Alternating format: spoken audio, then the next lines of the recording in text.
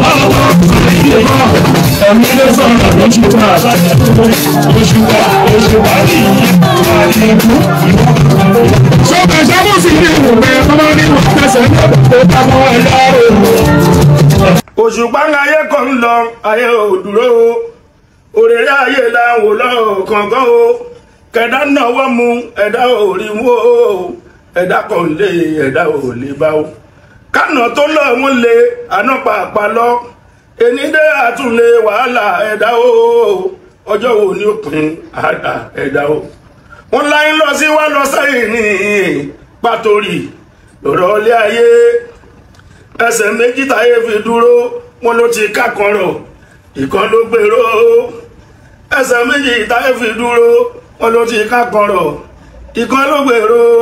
báyìí ṣe rí ní ipò wá sí ǹdẹ́rìn kan lè ṣe sí ayé ń fi síwájú fi sẹ́yìn lọ ni.